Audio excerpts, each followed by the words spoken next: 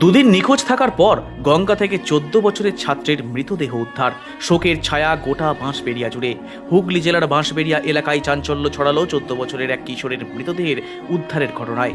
মৃত কিশোরের নাম ত্রিদীপ রায়, বয়স 14 বছর। সে অষ্টম শ্রেণীর ছাত্র ছিল বলে জানা যায়। স্থানীয় সূত্রে জানা যায়, ত্রিদীপের বাবা দেবরাজ রায় কর্মসূত্রে দীর্ঘদিন ধরেই শিলিগুড়িতে বসবাস করছিলেন। পরবর্তীতে তিনি পরিবার সহ সেখানেই স্থায়ীভাবে থাকতে শুরু করেন। সম্প্রতি ত্রিদীপ তার পরিবারের সঙ্গে বেড়াতে আসে বাঁশবেড়িয়া পৌরসভার 15 নম্বর ওয়ার্ডের ত্রিবেণী বাসুদেবপুর এলাকায়। সেখানে তার মামার বাড়ি। গত শনিবার অর্থাৎ 21শে ফেব্রুয়ারি দুপুরে খাওয়া দাওয়ার পর বাড়ি থেকে বের হয় ত্রিদীপ। বিকেল গড়িয়ে সন্ধ্যা হলেও সে বাড়ি না ফেরায় উদ্বেগ বাড়তে থাকে পরিবারের পক্ষ থেকে প্রথমে সামাজিক মাধ্যমে তার ছবি পোস্ট করে খোঁজাখুঁজি শুরু করে। পরবর্তীতে মগরা থানায় নিখোঁজ ডায়েরি দায়ের করা হয় বলে পরিবারের পক্ষ থেকে। সময় যত এগোতে থাকে ততই দুশ্চিন্তায় ভেঙে পড়েন পরিবারের সদস্যরা। অবশেষে সোমবার দুপুরে বাঁশবেড়িয়ার জলেশ্বরী গঙ্গার ঘাট এলাকা থেকে সিভিল ডিফেন্স কর্মীরা এক কিশোরের দেহ উদ্ধার করেন। পরে তা ত্রিদীপ রায়ের দেহ বলেই শনাক্ত করা হয় পরিবারের পক্ষ থেকে। ঘটনাস্থলে পৌঁছায় বাঁশবেড়িয়া মিলফাঁড়ি ও মগরা থানার পুলিশ। খবর পেয়ে কিশোরের বাড়ি ও মামার বাড়িতে শোকের ছায়া নেমে আসে। পুলিশ দেহটি উদ্ধার করে ময়নাতদন্তের জন্য চুঁচুড়া ইমামবাড়া সদর হাসপাতালে পাঠায়।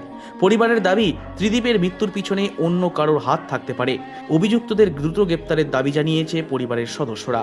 সমস্ত ঘটনার তদন্ত শুরু করেছে মগরা থানার পুলিশ। মৃত্যুর সঠিক কারণ জানতে ময়নাতদন্তের রিপোর্টের অপেক্ষায় রয়েছে প্রশাসন। আমার ছেলে ডেলিভারি ছিল বৃহস্পতিবার দিন।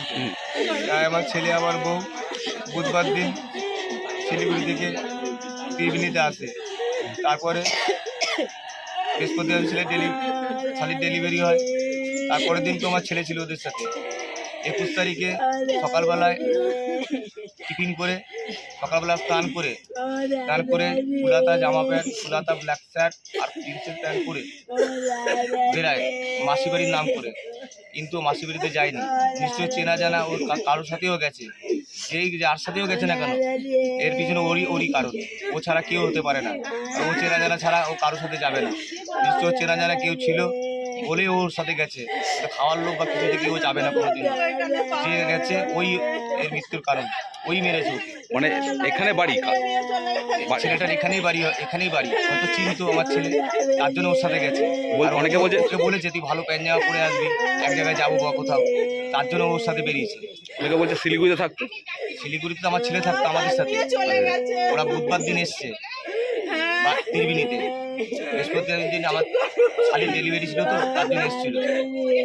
তারপরে 21 তারিখের ঘটনাতে ও টিফিন করে ও বেড়ায় 10-11টা নাগাদ। ওখানে সিসিটিভি ফুটেজ দেখা গেছে 11টার সময় সকালবেলায় একাই বেরিয়েছিল মাসিবাড়ির নাম করে। ভালো প্যাঞ্জামা পরে বেরিয়েছিল। নিশ্চয়ই চেনা জানা কারোর সাথেও বেরিয়েছে, এমন না যে অচেনা কারোর সাথে যাবে। কি করতো, কি নাম ছেলের? একটাই ছেলে ত্রিদীপ রায়। লেখাপড়া করতো। বয়স কত?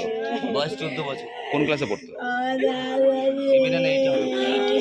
কি মনে করছেন? মানে আমি মনে করছি এটাই, ও যার সাথেই গেছে না কেন, ও যে ওকে ডেকেছে, মৃত্যুর পিছনে ওই দায়ী, ওই কারণ। মানে কারা? বন্ধু আমি বলতে পারবো না কে ওর বন্ধু এখানে গেছে, সেটা আমি জানি না।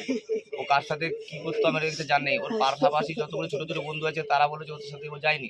নিশ্চয়ই এর সাথে অন্য কেউ ইনভলভ আছে কেউ, নিশ্চয়ই কেউ।